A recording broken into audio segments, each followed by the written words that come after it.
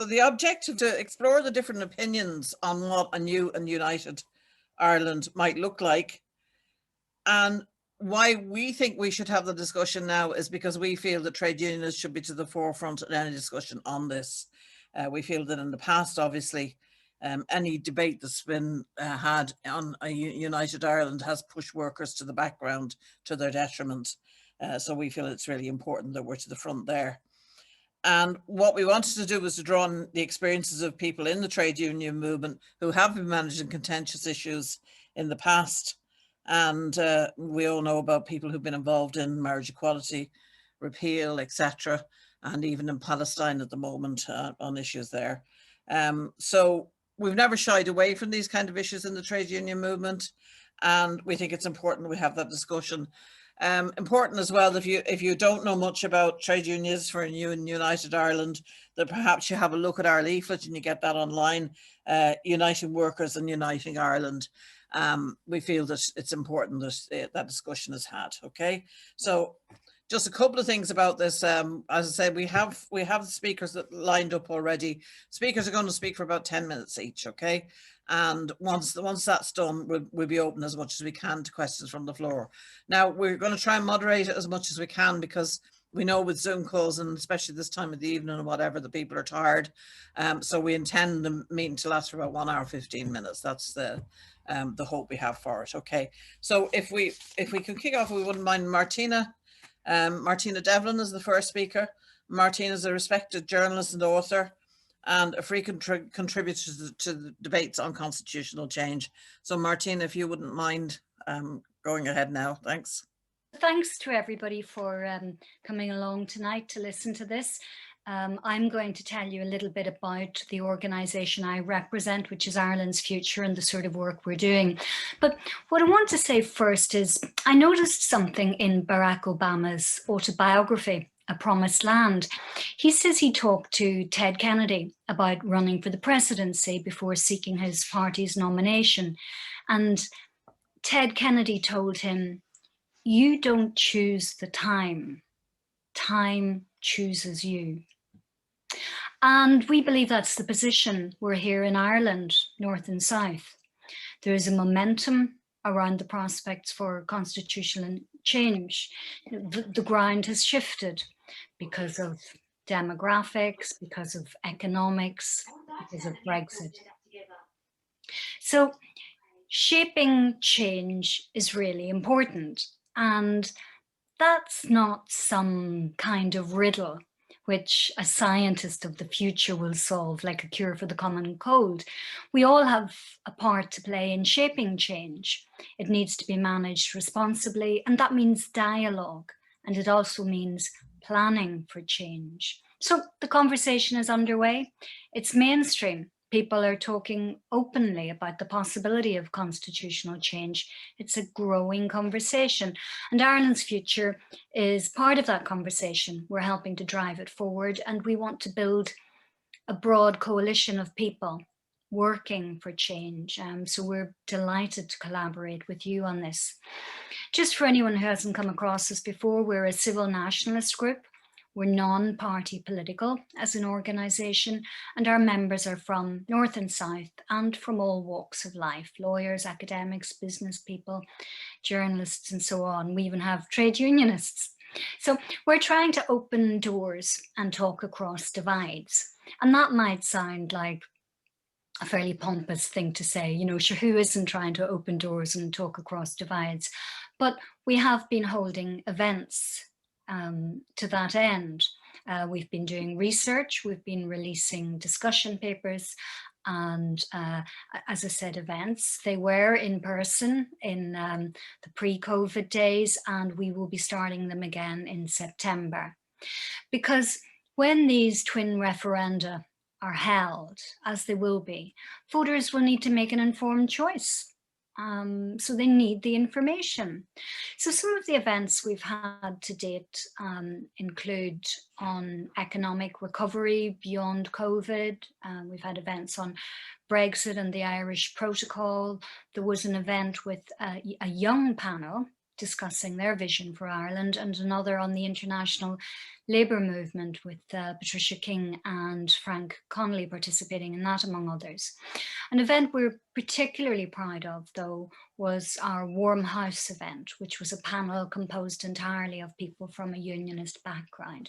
We think it's so important to reach out to unionists, and we are doing that across communities, because the thing that perhaps is overlooked is that unionism isn't a monolithic block. There are shades of unionism, and indeed some of our members are from the unionist community. The Reverend Karen Sutherland is one of them, and Trevor Lunn, who's an independent MLA in Stormont, is another from unionist backgrounds. Karen is the first female Baptist minister in Ireland, and she's a pastor of a peace and reconciliation hub in Belfast. Trevor was a former Alliance chair and an Alliance MLA for 13 years, now an independent. So it's very important to us that we do have these other perspectives, otherwise we're all just talking to ourselves. I mentioned that we were going back into live events again. We're kicking off in September in Cork, then we'll go to Galway in October, Dublin in November, Armagh, Derry, Limerick, Dundalk, Waterford, and so on. We really want to get out into communities and speak to people, because that's how you get a handle on the hopes and fears, the worries around it. I mean, one of them is obviously the economic cost. That comes up a lot. But what strikes me is Ireland borrowed 64 billion euro to bail out the banks. 29 billion of that immediately went down the Swanee when 2 of the banks were closed. So, you know, money to invest in a new and agreed and shared Ireland seems to me a very good use of money. The other thing we're very keen to see happen is a citizens' assembly. We believe the time is right for one, because it's good to talk. Talking threatens no one. And, you know, it gives people a chance to speak, but also to listen. So we do need to talk about the shape of any new constitutional arrangements for the island, and about the political systems on both parts of the island. And a citizens' assembly is a structured discussion forum, you know, a mechanism to assess public attitudes towards proposals. It's a tried and trusted way of delivering change, which is always challenging. So our position is that a citizens' assembly is a responsible course of action. We've also been having meetings with all of the political parties, north and south, because politicians do have to be part of this conversation, but they're not the only part. You know, it's really too big just for it to be a political discussion. So a citizens' assembly is also a way for people from the unionist tradition and people who define as neither unionist nor nationalist to help shape their vision for a future, rather than be caught up in change over which they have no control. Ireland's an international leader in these assemblies. Political scientists from Ireland fly around the world advising on them. So why shouldn't we use our own expertise? And citizens' assemblies, of course, have helped Ireland to become a more progressive society. You know, in recent years, we've had a referendum on removing the 8th Amendment from the Constitution, which blocks abortion rights, and we've had the marriage equality plebiscite. And this was the first time, as I'm sure everyone here knows, that a state has legalized same-sex marriage through the popular vote. That's something to be proud of. So there's a lot of mythology surrounding the nuts and bolts of Irish unity. For example, the block grant and healthcare provision. People worry about higher taxes. A citizens' assembly could invite in experts to make presentations. It's also very important to us that British identity is safeguarded in any new version of Ireland. So fears about loss of identity could be addressed here. You know, the Assembly could consider equal political rights for British citizens in a united Ireland, continuation of the Good Friday Agreement institutions in Northern Ireland, the model of healthcare, the symbolism around new flag, new anthem, status of languages. the bottom line is it better to plan ahead or let events overtake you? Which is preferable? And I'll just end now, because I'm coming up to my 10 minutes, by mentioning that there is international support, I believe, for the Unity Project in Ireland. We have friends in America. They showed their worth at the time of the Good Friday Agreement. I believe that they will assist with this project. And we have friends in Europe.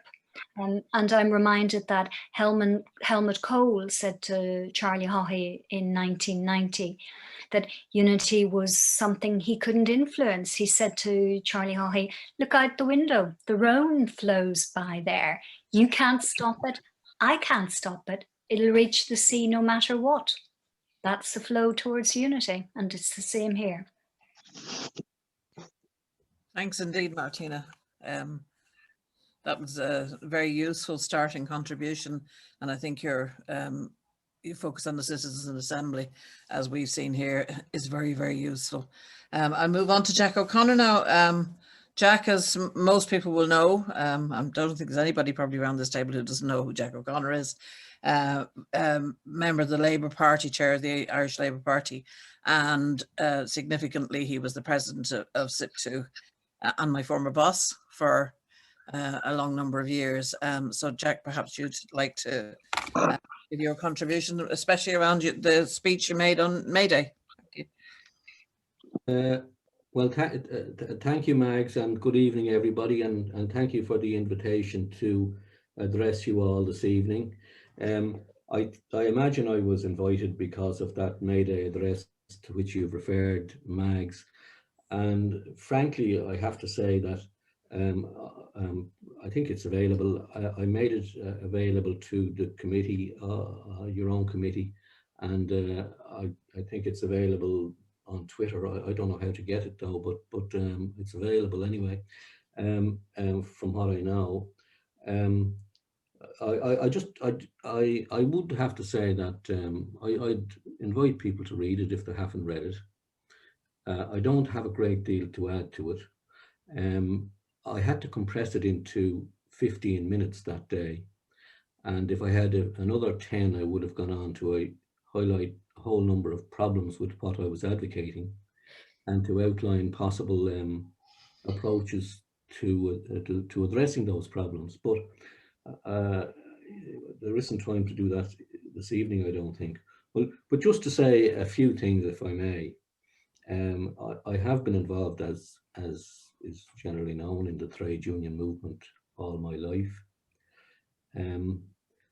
I do not believe that the Irish trade union movement, as it's organised, can take a definitive position one way or the other on whether there should be a united Ireland or not.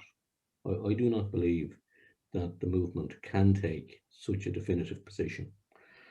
But I equally believe that it is absolutely essential that the movement would set out a vision as to what kind of entity it would be if it came about, and that it would set down a number of clear markers around the nature and character of it if it were to come about.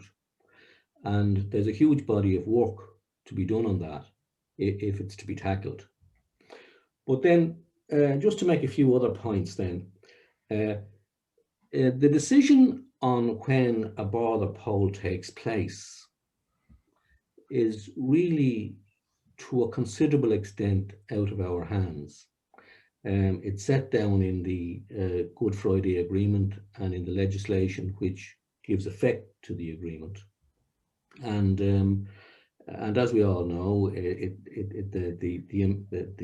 the power of initiation lies with the Secretary of State in circumstances where, and of course they can call it he refers incidentally to a he, can call it any time, but they are required to call it at any time it appears likely to him that a majority of those voting would express a wish that Northern Ireland would cease to be part of the United Kingdom and form part of United Ireland. In those circumstances, he or they have to do it. So actually calling for a border poll won't change it. The imperative of initiation, the power of initiation lies there. But if we are to be honest, whereas the polls can be interpreted in various ways, and they're all very subjective, as we know, it would be hard to argue on the basis of the polling that it appears likely that a majority of the people would vote to go into United Ireland. And one of the ways that we can influence when it takes place is by trying to shift that. And shifting that means, in my view, making the case and describing the kind of entity a United Ireland would be. And doing that entails doing something that we in the trade union movement find difficult to do, and that means outlining your compromises even before the negotiations takes place. And that means tackling both the constitutional and the economic issues which present. And there's been a great deal of scaremongering to deal with the economic side of it first, on this 10 billion euro and all the end of the world stuff that John Fitzgerald and others have been promulgating. But there's a very interesting paper which has just been published, and I encourage everyone to read it, by Professor John Doyle of DCU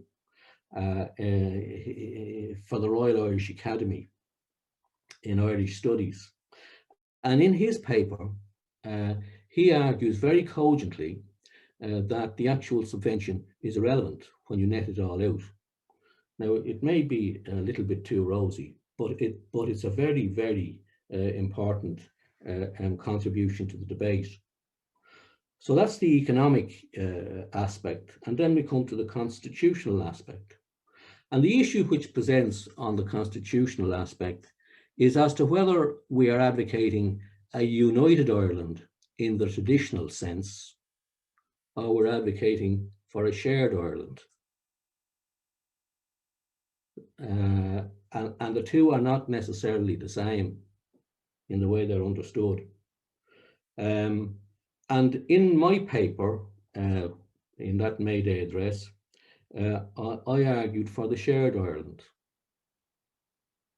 And I argued basically that the people in the different traditions on the island would agree to share this space and would give constitutional effect to that in the form of power sharing, which would entail those who regard themselves as British Irish or as British in Ireland would have an entitlement to representation at the highest level of government.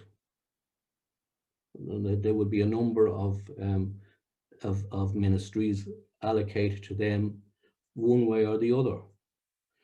And the present constitutional arrangements in respect of Northern Ireland or the 6 counties would largely remain, with a number of modifications which I set out in that particular speech.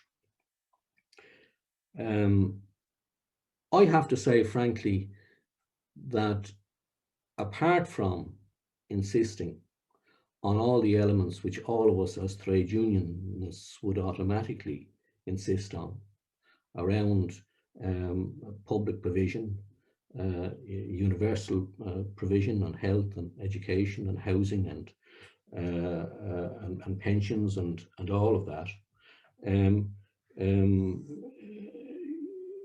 which I think we would all agree on, and constitutional effect being given to those. That we also have to address the issue of identity or if not nationhood, nationality. Because I don't see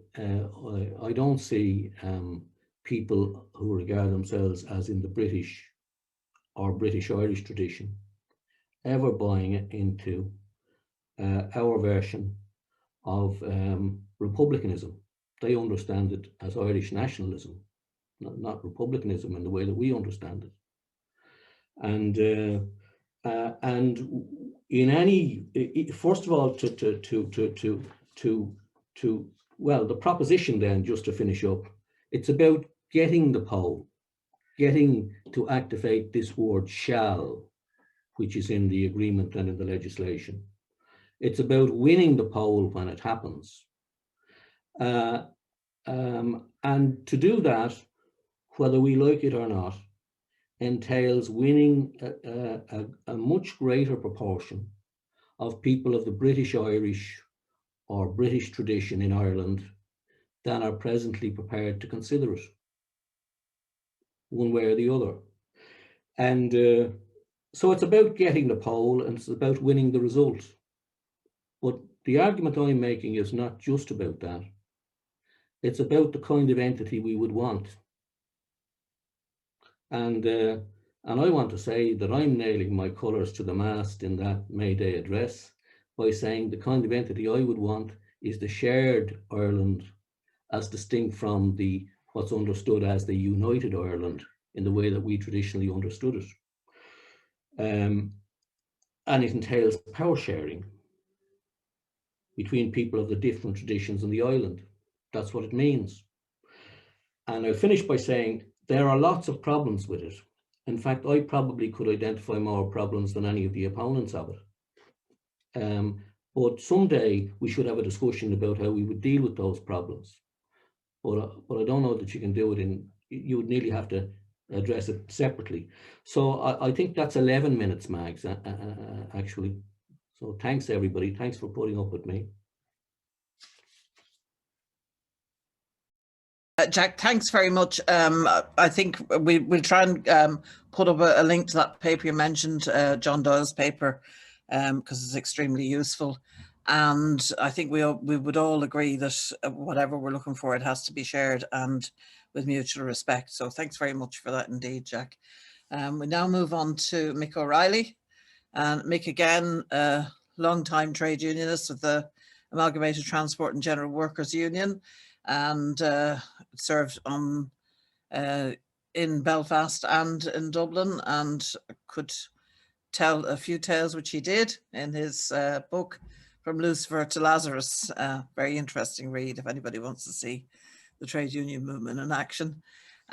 So Mick, again, another long-time former member of the Communist Party and Labour left, etc. So it brings a lot of background to this. So Mick, perhaps you carry on. Okay, well, I haven't, first of all, thanks for the invitation. And second to say, I haven't prepared a formal document. What I thought I would do is address the way partition affected me personally throughout my life. And some remarks on the way it affected the country. The first thing I want to say is my mother and father were born in a united Ireland. It was united under the British Empire. And in my misspent youth, I got to know a very important person in Belfast called Betty Sinclair. And she was also born in a united Ireland. And she would often say to me, when you got her talking after meetings, that she refused to believe, as somebody who came from the Unionist community, she refused to believe the idea that only the British could unite the people of Ireland, that they had the ingenuity and they had the capacity to unite themselves and to live together. And I believe that and have always believed that, and I still do. And therefore, it's important when we approach this topic to bring a knowledge of our history to bear upon it, because we are all the victims of this history. The Unionists are the victims of it, and the rest of us on this island are the victims of it. And we're doing it in a different context, because remember, when we're discussing a united Ireland now, we can say to the people of the North, well, at least we are all Unionists now.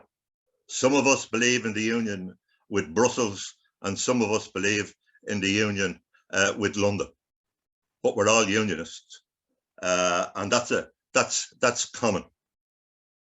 Originally, I was in another organisation called the Campaign for a United and Independent Ireland, and I want to say quite clearly now, I still believe in the independence of this country. I still believe that any law that's made by anybody that governs me, that I have the right to sack them and change it by an election. In other words, I believe in democracy, and I think that's the way to deal with this situation.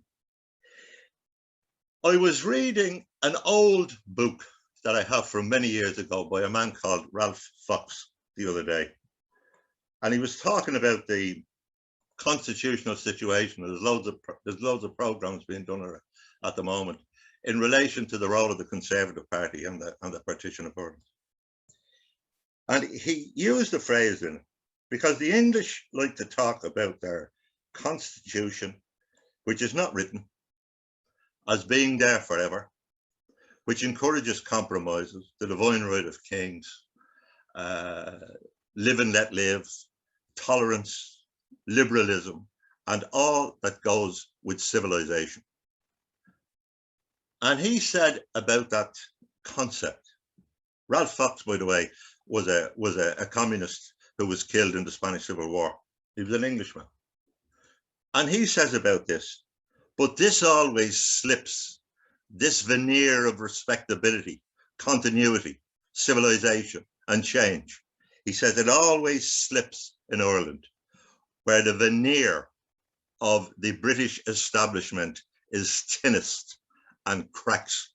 And he gives examples of that. He talks about the Curragh Mutiny, he talks about the Conservatives being opposed to the will of Parliament, and all the things that we all know about our history. And it happened here, in this place, in the place where we live, in the place where we inherited all this stuff. And I think it's very important that we understand our history for this reason, that the people in Britain don't understand the history. There's nothing particular about that. Every small country that's colonized, every weaker people on the earth that suffers from imperialism, those that are colonized and those that have power and have privilege usually know little about the people that they exercise power over. They don't have to. They have the power, they have the money, they have the gold. It's us that have to learn it to change it. So it's important that we keep these things in mind when we talk about a united Ireland, because I think what we also have to talk about is a new Ireland. Now, there are certain things I think that are difficult to talk about because they're difficult to define. And one of those things are the concept of Britishness. Because if you talk to people in Britain about the concept of Britishness, you get an awful lot of interpretations. And I would contend that it's a very slippery fish, this question of the concept of Britishness, because I personally don't know what it is. And I have never seen a written definition that takes account of it, because there is a multiplicity of what Britishness may be. I may say, as an Irishman, that I regard Oliver Cromwell as one of the greatest Englishmen that ever lived. I may say that I see Oliver Cromwell as a great Republican. I may say the Chartists, I have no difficulty in saying that I follow them, I believe in them, and I think the concepts that they brought into British history are wonderful. I think the struggle for the vote and democracy that was carried out in Britain is without parallel. But the people, the upper and ruling classes of Britain, don't see Britishness like the way I do, or like the way a lot of the working class people see it. So Britishness is a contested terrain. It is not a settled position. And I don't know about other people here, but I think British comedy is wonderful. And I think the fact that they produce so many eccentrics makes them wonderful neighbours. The only difficulty we have is they're good neighbours. The only difficulties have is when they try to rule other people. But that's not something that comes from the working class in Britain. That's something that comes from the top. And we have to never stop distinguishing that. One of the things that we're going to have to discuss, and I think, you know, when we engage in a campaign, in any campaign that you're involved in, to me, you have to have two things in it if you want to win it.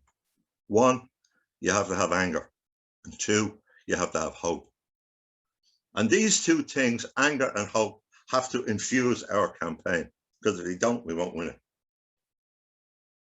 And the anger is this: it's what the partition settlement has done to divisions of our people in the north and the south.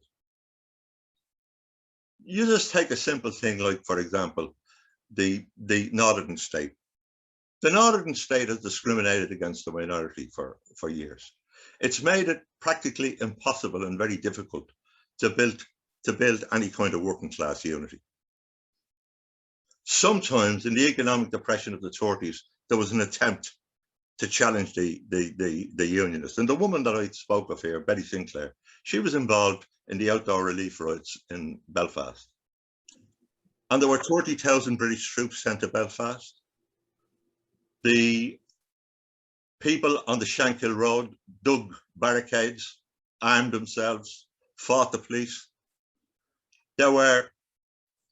She had told me she addressed a meeting of 80,000 people in the city of Belfast for bread.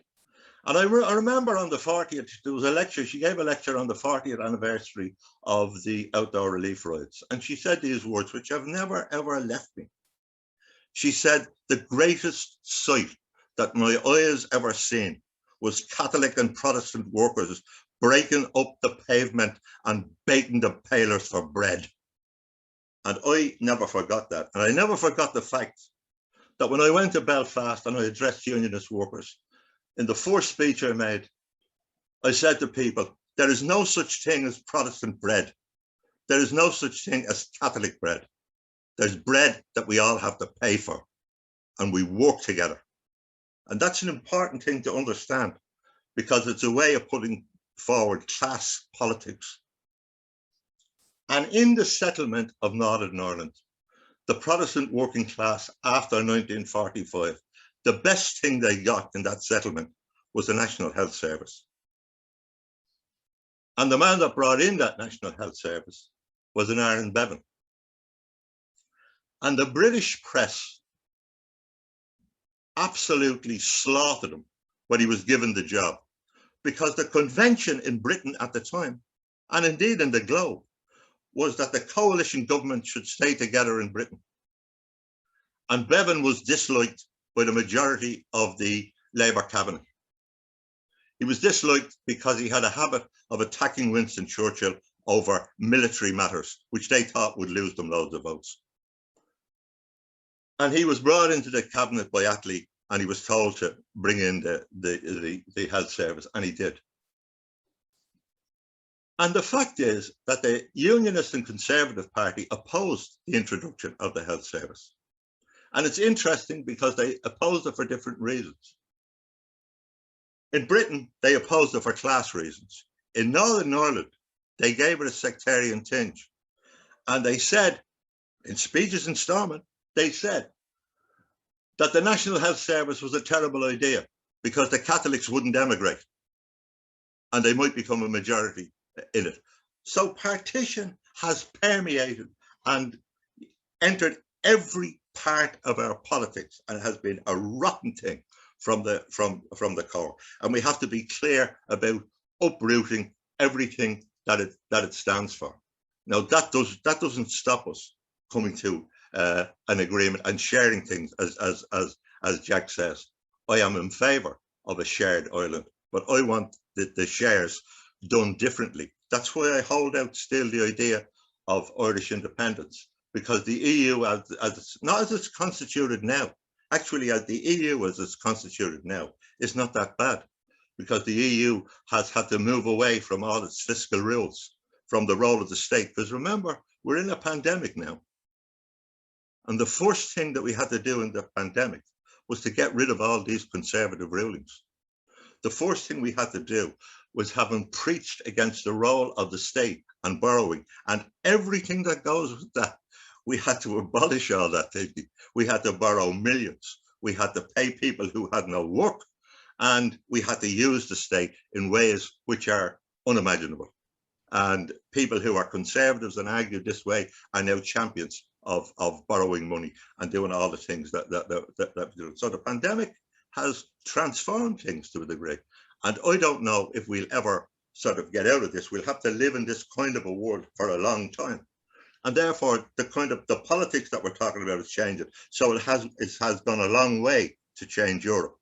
Whether we'll ever go back to where we were or what kind of a world we'll go to remains to be seen. Mick, excellent stuff there, Mick. Okay. Thanks very much indeed for that. All right. Okay, can we move on to Patricia McKeown now, please?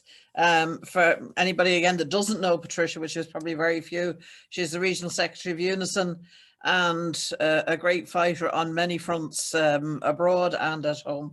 So Patricia, if you wouldn't mind taking up from here. I want to concentrate for a minute on how things really are in my neck of the woods. I still come across people who claim that they didn't know, or perhaps don't want to know, that 23 years ago, we voted to accept a specific mechanism that enables constitutional change in a peace agreement that also enshrined the right to seek it by peaceful and legitimate means. Now, during those 23 years, our institutions have failed to deliver on core equality and human rights commitments that would have made this a much easier conversation and a much more inclusive conversation. But the failures have left a climate in which just raising this issue is categorized as dangerous and divisive.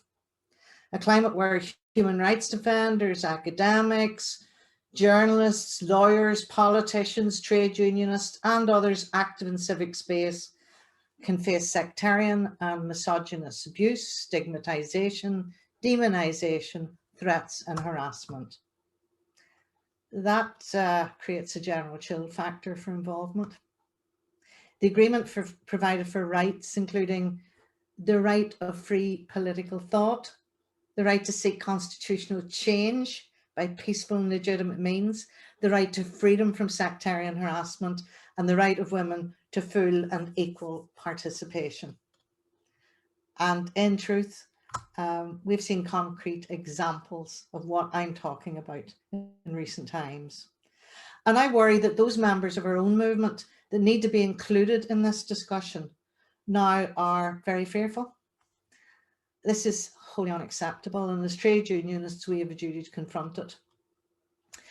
If I wind the clock back to the 80s, as a union, we engaged in difficult and controversial conversations with our members on issues like the operation of the Prevention of Terrorism Act, the need to end strip searching, the use of plastic bullets. And we made sure that those were inclusive conversations. We didn't recognize no-go areas. We got there by listening, hearing, being open, making it safe to discuss equality and human rights. It took enormous effort, but the key was to listen and hear the concerns and reassure those who wanted instinctively to oppose that they had nothing to fear and that they were in fact safeguarding their own interests too. By the mid-90s, our members trusted us enough to bring together trade unionists, loyalist and Republican ex-prisoners, and decision makers on a north-south basis to talk about the chance for peace and what kind of a society we wanted to build. We called it learning to disagree. We wrote it up, we published it, we disseminated it. And by the late 90s onwards, we had union reps from Republican and Loyalist communities sharing public platforms in common cause on the demand for strong equality and human rights frameworks and a Bill of Rights. Tragically, the key players are dead now, and the peace agreement is older than some of our members. All of this work always felt like it was being built on shifting sands, but the trust we established stayed strong. However, the truth is that those sands have shifted. The vacuum left by the failure to confront and eradicate sectarianism has been filled by populism, division, intolerance, violence. There's a lot of hate about here at the minute. And as we predicted, Brexit has brought this discussion on unification to the fore. And it's great that the pool of people engaging in it has significantly widened, despite the often toxic atmosphere. Back in 2001, in a spirit of optimism, we started the serious work of looking at both health systems on the island. We got both governments on side. We held 3 major conferences in as many years. We established a North-South health partnership with unions, employers, and both health departments. We undertook some groundbreaking projects, particularly in areas like health inequalities. That partnership faded after the demise of social partnership, but we kept it going for another year or so, and then it folded. It's time to resurrect it, but that requires political will on all sides. It might be a relatively safe space to explore what an all-island health service might look like as a part of this wider conversation. There are conversations going on without us, and one result of that is invasive privatisation in the NHS. So in this and in all conversations on what a new Ireland might look like, it's essential that trade union values and workers' rights are centre stage. But the conversation can become academic unless we do our bit to create a climate of mutual respect and prevent the further closing of civic space. That means confronting, not accommodating, the denial of rights. I believe we've started, but there's a long way to go. And that is the challenge confronting our movement. Thank you.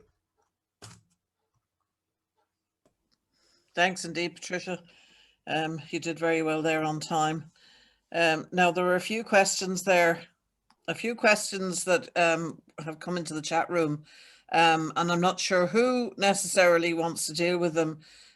So maybe the speakers would indicate. One of the questions so far was a date for a referendum. I'll give you a couple of these actually, because there's no point in just dealing with one. And then another one was the Disability Act of 2005 in the Republic is way behind that of the British Disability Act. And if we're talking about a shared island, would we not be looking at these acts being amended? Okay. And another statement more is, we all want a shared island, but after the behaviour of political unionism today in particular, how can anyone advocate automatic entitlement to elected roles for unionists? Surely basic democracy with protection for any and all for minorities would be better. And another question, what do panellists think of holding the 12th of July celebrations in the United Ireland? And a lot of coming in on the subject Patricia just mentioned there of an all-island NHS. And then there was one specifically for Jack. And that was about if you had power sharing, as he was talking about, would you still keep a unionist veto? So I'll open that up to the speakers. Anybody indicate they want to come in on any or all of those? I thought it was a really good question on the 12th being held at the Boyne. I spotted that. And what interests me is a few years back, there was an attempt to march in Dublin, which went off very badly, the Love Ulster March. There was all sorts of violence at it. But in principle, I think the idea of engaging with Orange culture and trying to understand it better, including, you know, the 12th, is an important one. I mean, and I think that perhaps music is one way to do that. I mean, the Lambeg drum is an amazing beast. You know, the people who play it wear it with a harness at their neck and at their back, and they often get quite bad backache from it. You have to be a strapping person. I was going to say fella, but I stopped myself. You've got to be a strapping person to play it. But I do think that these are ways to reach across divides. You know, when I was growing up, the 12th wasn't a festival that we celebrated alongside our Protestant neighbours. I'm from Omagh originally, and my memories of the 12th are either of leaving, you know, getting out of Dodge, or if we couldn't, we stayed indoors. We weren't let out to play. And, you know, that could change. I think it could. And I think perhaps the Orange Order is missing a trick in not sharing Orange culture. But certainly, to return to Bridie's question, no, you can say to Unionists, come on in, the water's lovely. And by the way, you get access to the Boyne. Thanks for that, Martina. Anybody else want to come in on any of the questions so far? Well, just on the question of holidays, trade unionists are always in favor of more holidays. So anybody who wants to have a holiday for anything, you know, I'm in favor of it. I also think that things like that would be a good signal to people, and where we can send out positive messages about a shared Ireland, I think we should do so, and we shouldn't be. We should be gracious about it, and we should be generous about it in the way that we approach it. And yes, the Love Ulster thing was quite shocking. I mean, I think people should like that, however reprehensible and however much we disagree with them. I don't think we should challenge their right to march in the capital city. I can say I had a group of unionist shop stewards in a company called Rights in Ballymena, and I had a terrible problem in the place because, quite bluntly, there were no young Catholics and no apprentices in it, and the Republicans were having a right go off the union and that in their paper. And I set out to try and organise these workers, and we succeeded eventually, but they run into a crisis.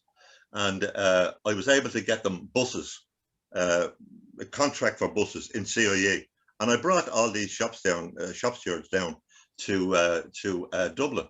And I remember the day I met them, I said, "This is your capital city. You're here to get work for yourselves." And we ended up bringing Ian Paisley and the minister to the opening and to the celebration of the buses, and they had to take down all the paramilitary paraphernalia that the plant was full of, and we brought the Equality Commission in, and we got an apprenticeship. And I remember not Dahi Devlin, I can't think of the lad's name. He was a Sinn Féin MLA, and I met him with a fella called Wright, no relation of the company. He was a UDA man, and I remember I chaired a meeting, and the two of them sat back to back, facing the two walls, and didn't talk to one another, but talked through me. But at the end of it, they shook hands, and I got them working. So there's always things that you can do. Sometimes they're hard things, but they're important things. Well, I agree with Martina. I mean, these are important issues. The enshrining of those cultural rights inside whatever a new constitution might look like, of course, is essential. Look at the crisis we're in at the minute, though. There is a cultural package which was to be agreed, and it's currently being blocked, and that's brought our current government to the edge of a crisis. Now, it may be that the UK government's going to step in and do something about at least the language rights element of that. But the point I'm making is that in 23 years, the core promise of parity of esteem has not been met. And having a conversation about what a new Ireland would look like must really confront these issues and say, well, you know, we would be advocating a constitution that wasn't contested in the way the situation we're in the north at the minute is contested, and didn't deny the rights that are currently being denied. We would instead wish to have a constitution that absolutely enshrined and cherished those rights, but we're not there yet. Thanks, Patricia. Jack, I think you wanted to come in there as well. Yeah, there's a few things. First of all, there was a reference to the Disability Acts, and I think it goes without saying that all of us on the panel and in the discussion would agree with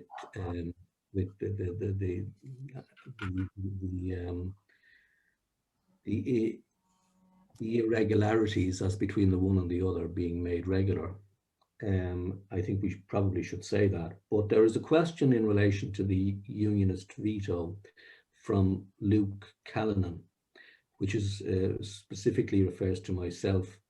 And Luke is asking if that includes, my suggestion would include a veto for unionism on all legislation, including equality measures for communities such as the LGBT and Irish speakers and pregnant women, and so on and so forth. Well, the fact of the matter is that they don't have that at the minute, as is evident from what happened last night. And I certainly wouldn't envisage them getting something in a shared Ireland that they don't have at the moment in the present situation.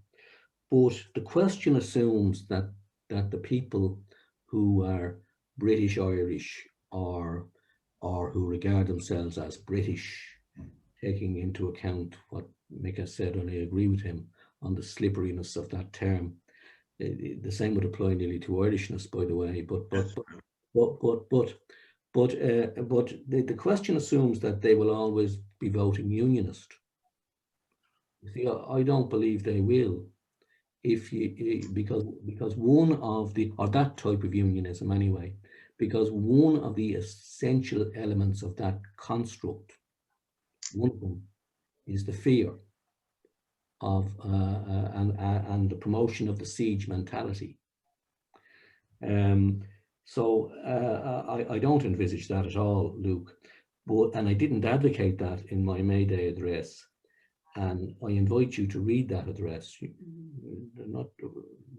Not expecting you to agree with it, but don't suggest that I'm saying things that I'm not saying, because that doesn't lend much to the debate.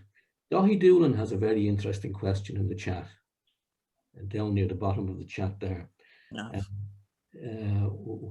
about how do we reach out to, and he uses the term Protestant workers, but let's use that term. Yeah.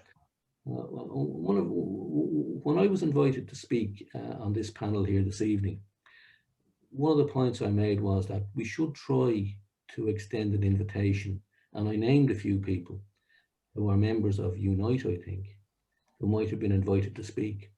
Because one of the problems with our discussion tonight is we're negotiating with ourselves. That's right. And we all know as trade unionists the folly of negotiating with ourselves. We can always come out with grievances when we're negotiating with ourselves. You don't have to listen to anybody else. I don't think we should have any more meetings without inviting speakers, trade unionists from that side of the equation. Now, they may not come, but we should invite them. And you would understand why they wouldn't come, because of the problems they would have in their own constituencies. And the other question that comes up there somewhere in the chat is on this rhetorical demand for a broader poll. I want to deal with that. I tried to deal with it in my opening remarks, but this is the core of the issue. We all of us signed up for the Good Friday Agreement. And I strongly urge everybody to go back and read it. and to read the legislation which is based on it, which is very faithful to it, by the way, very faithful to the agreement. And whereas the Secretary of State for Northern Ireland can call a border poll in the morning if he wants, because it refers to a he, and it's a he at the moment. But there are circumstances in which he would have to call a border poll because it uses the word shall. And those circumstances are, at any time it appears likely to him that a majority of those voting would express a wish that Northern Ireland should cease to be part of the United Kingdom and form part of a united Ireland. Now, there's acres, as we all know, been written about how he would arrive at a conclusion as to the likelihood of one or other thing happening. But you'd be very tongue-in-cheek, and you'd be misleading yourself if you were to argue that it's evident from the information available to us at the moment that it would be likely. And the only way that we can bring about the circumstances where there will be a border poll is not by calling for it rhetorically every day of the week. The only way is by shifting the dial on those polls. And the only way you can do that is by outlining a vision of the kind of entity that you would envisage that Ireland to be. And if it translates into, you'll be a minority, we'll be the majority now, and we'll give you all the benefits of Tone and Emmett, a la a republic, but you won't really have any guaranteed say in it. Well, you can file it under forget it, because you will never get to the point where you can argue on the basis of the evidence that it is likely that a majority would vote for a united Ireland. And we can talk all night about the Ireland we would like to have, but we won't get a border poll until it becomes pretty clear that there's a majority in favour of it. And the last thing I'll say before I shut up is that if we're waiting for the shift, the demographic shift, which may be reflected already in the current, when the results of the current census are published. If we're waiting for that to cause it to happen, we'll all be a long time gone, all of us in this discussion, before that happens. The demographics will shift, but the polling won't shift unless people know what they're voting for.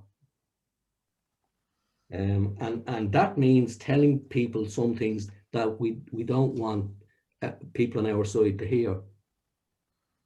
Because there's no challenge of leadership in telling your own side what they want to hear. Anyone can do that.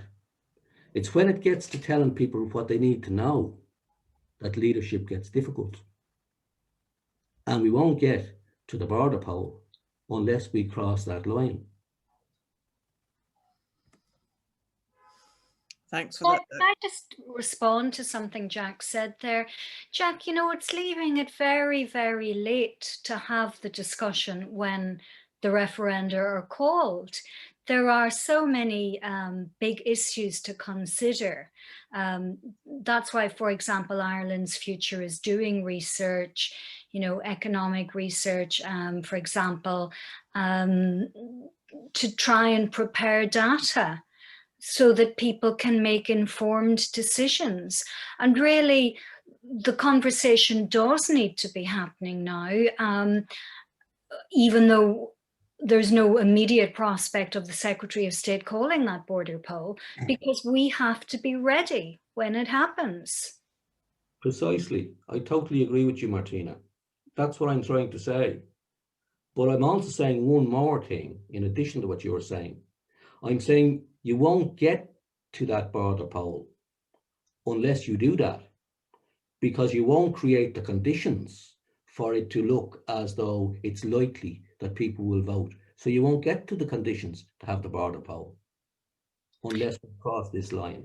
Well, you know, we are seeing shifting ground, particularly in the north, for example, among the Green Party and Alliance. I mean, there is a broad middle swathe of undecideds, and this is the group to whom the argument can be made.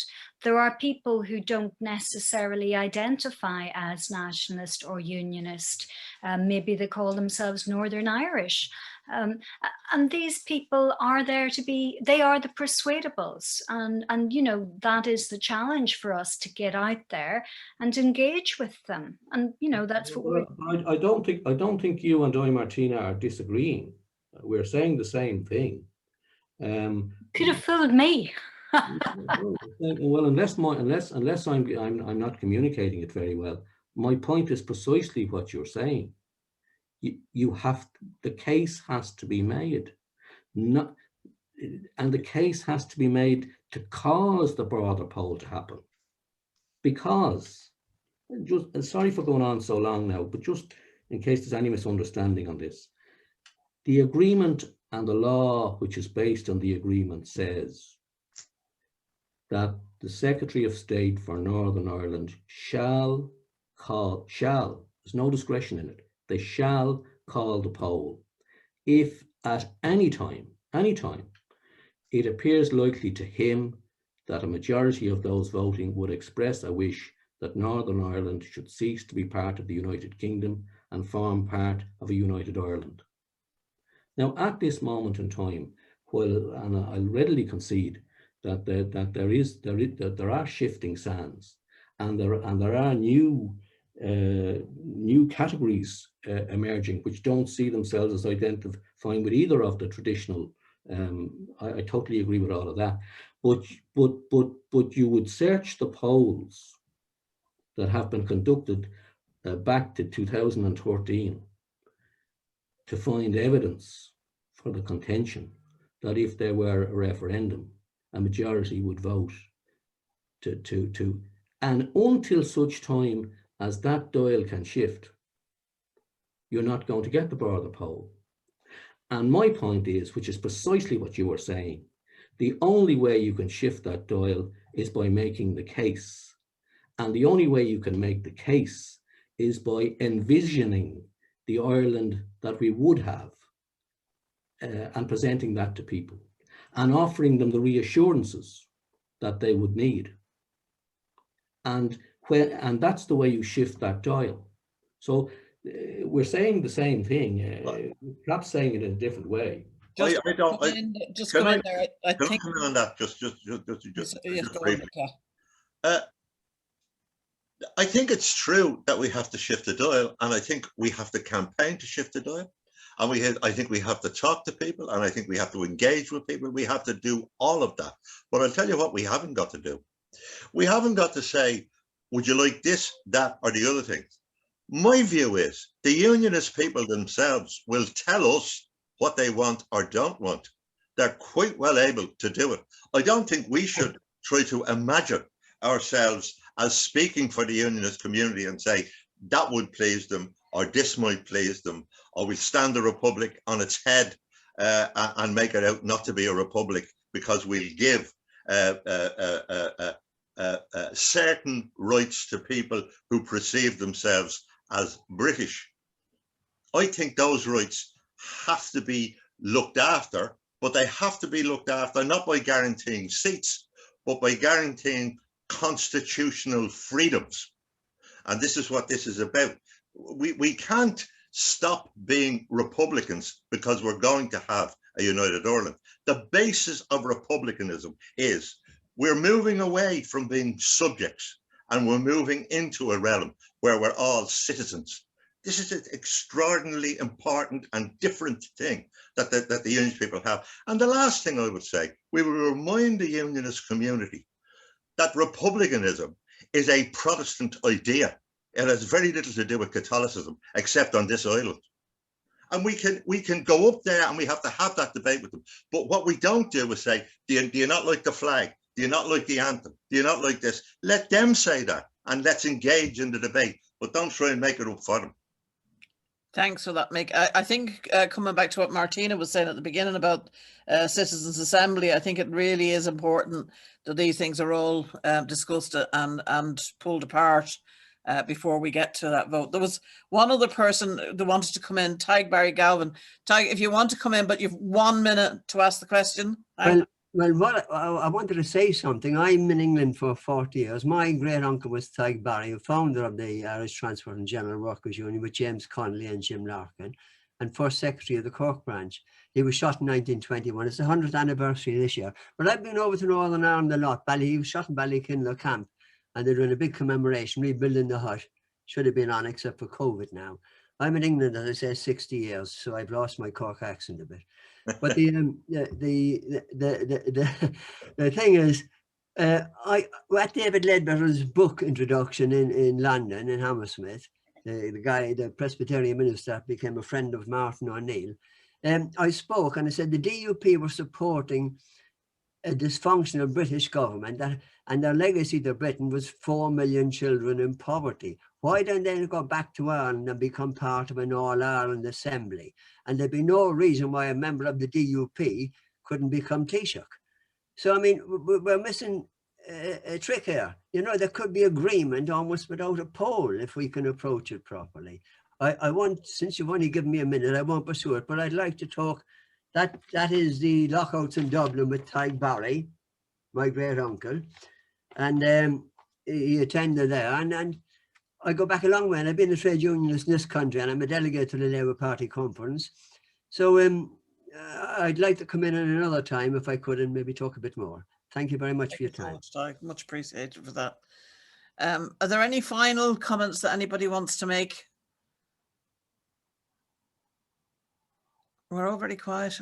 I have to say now that that's been a very lively debate, and it's great. And thanks to the speakers for coming in as they have done and participating on it. I think it's given us all a lot of food for thought, and some of the stuff that definitely the stuff around the cultural areas somebody was mentioning in the notes there about, I think it was Paddy Mackel was saying about having a cultural section as well. And I think that is really very important that we take that up as well. Does anybody else want to? Culture is also a way of engaging in outreach. You know, I think it's very important. I mean, if we look at how, for example, Protestant people 100 years ago more accessed their Irish identity was through culture. Someone, for example, like Roger Casement became interested in the history, the language, and from there then began to see himself as Irish rather than British. You can't underestimate the importance of culture, and I do think that it could be a bridge which we could use. Thanks for that, Martina. Yeah. I'd have to say myself as somebody who was brought up in England, you know, and I know quite a few of the people that are online now have either worked in England or, you know, were brought up there, that we bring a different, you know, we bring the two identities in some ways with us and don't have the same hang-ups as other people have around the discussions. And I think that's a good thing. John Barry, perhaps you'd like to come in there. I know you, and just again, 1 minute. No, thanks everybody, and it's been a great discussion. But I, as somebody who lives in County Down, although I'm a Dub, as you can tell my accent, I do have a concern that, and it's been raised already, I think we need more of these meetings, more of these discussions, but I think it was Mick who mentioned it. We need to have representations from the Protestant Unionist Loyalist community. Otherwise, we're just talking in a bubble. And I do think that that's an important issue, because maybe some of the concerns that somebody like me has, who talks quite a lot to Loyalists and Unionists, maybe they're an unrepresentative sample, but I still can't get around the issue that for a lot of Unionists, they will have to sacrifice their Britishness, and I can't see any way around that. And therefore, if we put ourselves in the shoes of Unionists, why would they vote for United Ireland? And of course, we can't answer that because we've got nobody here from that tradition to speak about it. So I congratulate the meeting. And it's not really a question, it's more of an invitation. Let's have more of these discussions, will include the Protestant Unionist Loyalist voice themselves. Thanks indeed for that. Any final comments from any of the speakers? I suppose I am trying to make the strong point that there's an obligation on those of us in the trade union movement to try and widen the space for people who may profoundly disagree with us to become part of this conversation. And in order to do that, we have to try and make it safer. And it's not safe at the moment. But we don't compromise by not standing up to what's wrong at the minute as well. So we've got to do both. We've got to confront the division and the hatred and the blockage on human rights and all of that. And at the same time, we've got to find a way of creating a space for working class people in particular, many of whom live in very controlled communities where they do not necessarily think the way the people who control those communities think. We've got to find a way of making that space. And yes, there are courageous people out there who will come forward because they did before and they will again. But I think we have an obligation to do more than we're doing at the minute to make that happen. Thanks for that, Patricia. And I think, you know, coming from yourself and from some of the unions that have to work both north and south, it is that really important thing of uniting in a union. And I've seen, Patricia, you've done it so many times, trying to get both sides of the traditions up there to work together. And it does work when they're united behind a cause. And I think you're right on that one. Anybody else want to come in? Can I just come in for a sec, Mags? Just in relation to John Barry's comments there, actually it was myself who suggested that we should invite speakers from whatever you would say, that whatever term you would use, to people who see themselves as British or British Irish, or you use the term loyalist, John. When I was invited to speak at this event, I did suggest that there should be speakers invited from a number of people from Unite and other unions who would see themselves as being of that tradition. And I don't think there is much point really in us talking to ourselves. I go back to this problem we have in the trade union movement of negotiating with ourselves. And I think that would be worth, I think it would be worth exploring that as a possible way of proceeding. It would be difficult for people in the trade union movement to do it because they'd get all sorts of other problems. But we should try. We should at least go. We should at least try to do it, and it would serve. Now, on this question of how would to put yourself in the mind of a person of that tradition, why would they vote for? Why would they vote for what we're talking about? Maybe for access to the EU. They've lost EU citizenship.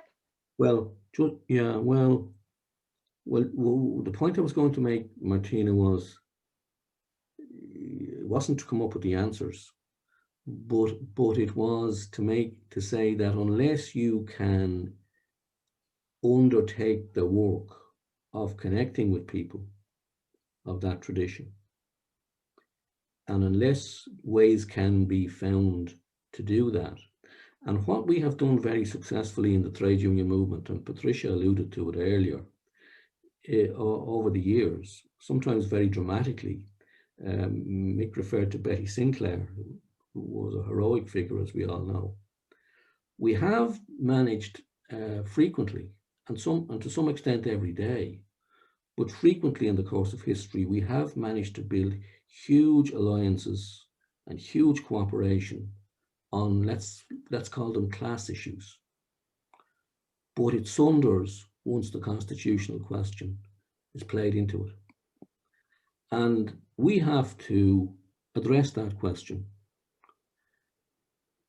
not just because it deserves to be addressed in itself, but for the practical reason that unless we can come up with an answer to that question, we can't win the vote, because even if you have a demographic majority in the nationalist side, to use a crude expression, you won't get everybody in the nationalist side to vote for this.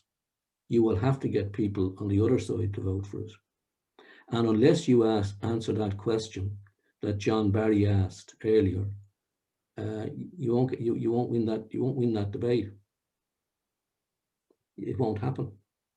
And people who come after us, like us, will be sitting around at meetings like this, convincing themselves that you can do it without dealing with those questions. And they'll be repeating the mistakes we're making. Okay, thanks for that, Jack. I think we're going to wind up here now. Just to say, I agree with Jack, yes, that we do need to involve others in the conversation, but we had to have a starting conversation, and this is an extremely productive starting conversation as far as I'm concerned.